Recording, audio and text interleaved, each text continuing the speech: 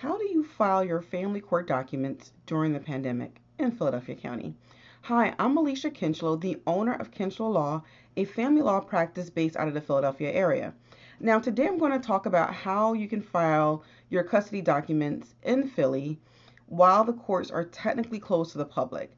So, since March of last year, March of 2020, the courts shut down in an effort to make sure that they helped with preventing the spread of coronavirus. Now, the courts are technically open, but they are not open to the public. And what they have done is continue to improvise the way that they're allowing people to file different family law matters. And today I'm going to talk specifically about custody related filings. All right. Now, as always, you should speak with an attorney licensed in your state about the facts specific to your case. And generally, you should look at an attorney who practices frequently within a county that you're in because they'll be able to give you additional and helpful tips. Now, these rules are ever changing as the courts continue to deal with the backlog, as restrictions and CDC guidelines continue to change. Things will continue to develop. So it's always important for you to go to the courts.phila.gov website, and I'll link to that in the show notes so that you can make sure you stay aware of what the most up to date measures that are being taken currently are. Now, right now, one of the things the courts did was that when the court shut down, they still made a way for people to be able to file emergency custody filings because, of course, we want to make sure that if something is going on, there's a way to get certain types of cases heard. And those types of cases were initially emergency custody filings and protection from abuse filings, PFAs. Those types of things were continuing to happen. And a lot of the judges were still around and capable of handling those types of cases. And what they did initially was allow for people to be able to email to a specific email address those particular types of filings. So, for example, if you had an emergency custody filing, which generally an emergency was considered something involving the safety of the child, you can email the custody, your petition, along with whatever other documents they've requested, because there are specific documents you need to include in your filing. You would email it to that specific email address. Someone would review it, say whether or not they believe it was an emergency, and schedule it to be heard before a judge. And then you would receive additional instructions from what to do there. And same thing with PFAs. Some of the criminal courts were taking them for a period of time, up to a certain time of day, and then other filings you were able to either come to the court, go to the side door. Again, this is just Philadelphia County, and get your PFA, your temporary PFA or emergency PFA from the court. And then you would get additional information about how they were going to handle your hearings. Now, as time went on, the courts were able to equip themselves with software and cameras and things of that nature to be able to handle a lot of the cases via Ring Central, which is an application similar to Zoom. So in this type of situation, you would receive your login information, the password to get into the system, and you would have your hearing in that format. That is actually how the majority of cases are being heard right now in Philadelphia County. Now, there are times when parties are still coming into the court. I occasionally, just last week, I believe, had a hearing in family court where I did go in person. So it was last Monday, actually. It was a custody case where it was the third day of the custody hearing. Now, it depends on your judge. It depends on the parties. It depends on the specific situation. Some judges were at one point having children come in to testify in camera because they may have believed that the child would not speak freely if they were in the home of the parent they were going to be asked questions about. And sometimes they were asked to come in order to facilitate an exchange of a child where maybe one party was withholding the child. Again, so you want to check with your judge. You always want to follow the instructions that they have, know exactly whether or not your case is going to be virtual or if it's going to be in person.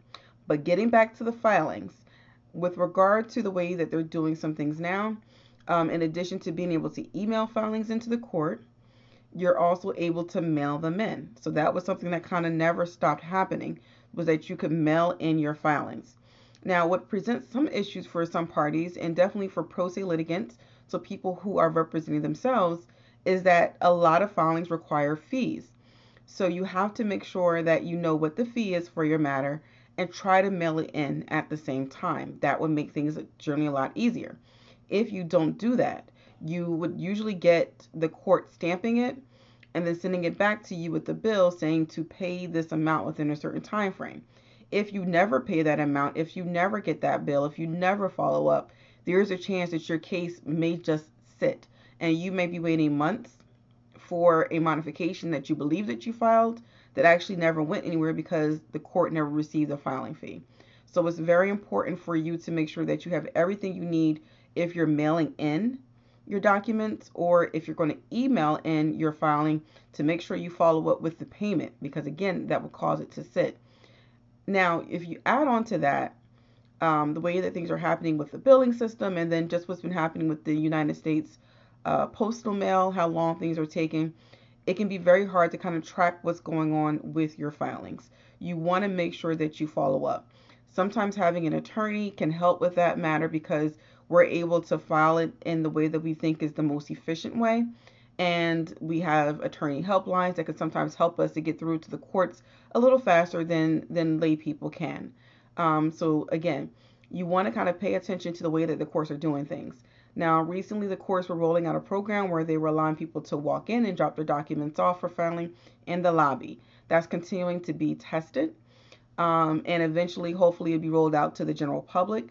But again, these are things that continue to develop. Now, unfortunately, we're still lagging behind in terms of how long it takes for the court to either receive the email filing and for them to I guess timestamp it and get it back to the either the attorney or the party. And same thing with the mail. There's a significant lag in time. So you want to kind of make sure you're building that into whatever is going on with your case. If your issue is time sensitive, you want to make sure you're thinking about that and thinking about the way that you are filing. And then again, thinking about making sure that you actually have the filing fees that you need to move your case along. And again, the best thing you can do is try to stay abreast of what's happening in your particular county, about the rules that are ever changing, about the way that things are getting processed, to make sure your case does not fall through the cracks. A very important thing to make sure you're doing as well is to make sure that the court continues to have your updated mailing address, email address, and telephone number. So again, as I mentioned before, the majority of cases are happening via teleconference, video conference. And so it's important for the court to be able to contact you by email with the login information. If they don't have that, you might not get the information you need to get into your case. And if you figure out the day of your hearing that you don't have the information, it might be difficult to get someone on the phone in order to get you that information. So make sure that you're keeping the court updated with your address, telephone number, and email address. And if you have a custody case and a child support case, you want to make sure you update on both sides. Don't just assume that the other is talking to the other. All right. So I hope this provided some helpful information about how your custody filings are happening in Philadelphia County. Understand that things are different from county to county.